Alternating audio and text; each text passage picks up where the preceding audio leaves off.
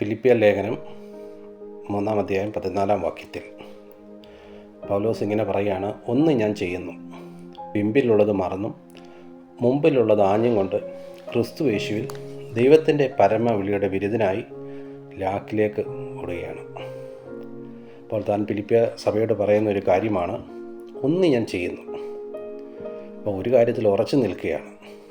യാക്കോബിൻ്റെ ലേഖനം 1-ാം അധ്യായം 8-ാം വാക്യം പറയുന്നു, ഇരുമനസ്സുള്ള മനുഷ്യൻ തൻ്റെ വഴികളൊക്കെയും അസ്ഥിരനാകുന്നു. അപ്പോൾ തൻ്റെ ജീവിതത്തിൽ തനിക്ക് രണ്ട് വഴിയില്ല, ഒരേ ഒരു വഴി, ഒരേ ഒരു ലക്ഷ്യമാണ്. എന്താണ്? ഒന്ന് ഞാൻ ചെയ്യുന്നു, പിമ്പിലുള്ളത് മറന്നും മുമ്പിലുള്ളത് ആഞ്ഞും കൊണ്ട് ക്രിസ്തു യേശുവിൽ ദൈവത്തിൻ്റെ പരമവിളിയുടെ വിരുദ്ധനായി ലാക്കിലേക്ക് ഓടുകയാണ്. അപ്പം താൻ ചെയ്യുന്ന കാര്യം പിമ്പിലുള്ളത് മറന്നും മുമ്പിലുള്ളത് ആഞ്ഞും കൊണ്ട്. എന്താണ് താൻ പിമ്പിലുള്ളത് മറക്കുന്ന കാര്യങ്ങൾ? നമ്മൾ പൗലോസിൻ്റെ ജീവിതം പഠിക്കുമ്പോൾ, നമ്മൾ ഫിലിപ്പിയ ലേഖനം വായിക്കുമ്പോൾ 3-ാം അധ്യായത്തിലൊക്കെ വായിക്കുമ്പോൾ അവിടെ പറയുന്നു, പക്ഷേ എനിക്ക് ജഡത്തിലും ആശ്രയിപ്പാൻ വകയുണ്ട്.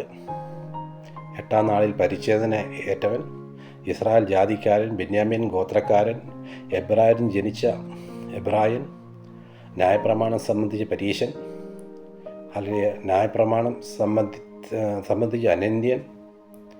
Praise the Lord. മാത്രമല്ല അവൻ കപ്പലിൻ്റെ വലിയ 2-3 കപ്പലിൻ്റെ മുതലാളിയായിരുന്നു.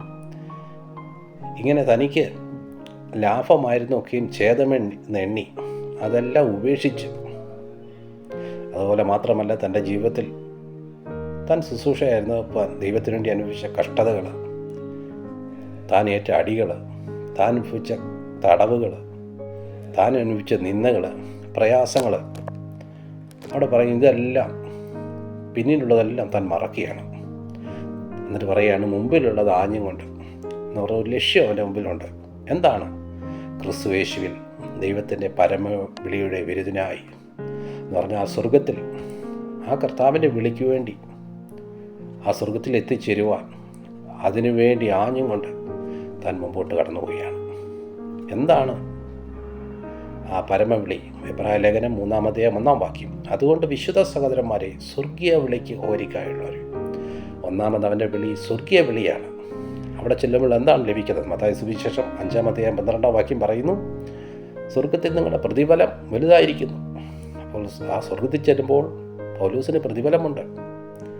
അതുപോലെ തന്നെ മത്തായി 16:22 പറയുന്നു, മനുഷ്യപുത്രൻ തൻ്റെ പിതാവിൻ്റെ മഹത്വത്തിൽ തൻ്റെ ദൂതന്മാർ വരുമ്പോൾ അവൻ ഓരോരുത്തർക്കും അവനവൻ്റെ പ്രവൃത്തിക്ക് പകരം നൽകും.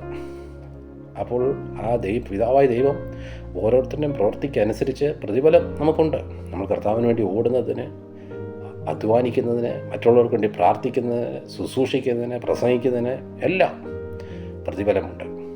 അതുപോലെ തന്നെ 1 കൊരിന്ത്യർ ലേഖനം 3-ാം അധ്യായം 8-ാം വാക്യം പറയും, നടുന്നവനും നനയ്ക്കുന്ന ഒരുപോലെ താൻ്റെ അധ്വാനത്തിന് കൂലി ലഭിക്കും.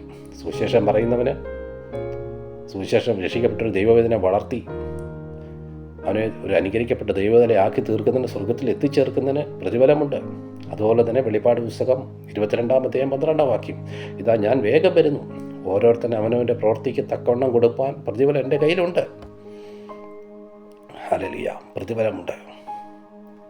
അപ്പോൾ ഈ ദിവസങ്ങളിൽ ആ പൗലോസിനെ പോലെ ഈ ലോകത്തിലുള്ള അനുഗ്രഹങ്ങളും നന്മകളും പദവികളെല്ലാം മറന്ന് ആ സ്വർഗത്തിൽ എത്തിച്ചേരുവാൻ ആ വെളിപ്പാട് പുസ്തകം വായിക്കുമ്പോൾ, ആ 21-ാം അധ്യായമൊക്കെ വായിക്കുമ്പോൾ, ആ 12 ഗോപുരങ്ങളും സ്ഫടിക ത്വച്ച നഗരങ്ങളും അവിടെ എത്തിച്ചേരുവാൻ, ആ ദൈവത്തിൻ്റെ നന്മകൾ പ്രാപിപ്പാൻ, ആ കിരീടം പ്രാപിപ്പാൻ പൗലോസ് പറയുകയാണ്, ഹല്ലേലൂയ, ഒന്ന് ഞാൻ ചെയ്യുന്നു, പിമ്പിലുള്ളത് മറന്നും മുമ്പിലുള്ളതും കൊണ്ട് ആഞ്ഞും കൊണ്ട് ക്രിസ്തു യേശുവിൽ ദൈവത്തിൻ്റെ പരമയുടെ വിടുതലായി ലാക്കിലേക്ക് ഓടിക്കൊണ്ടിരിക്കുകയാണ്.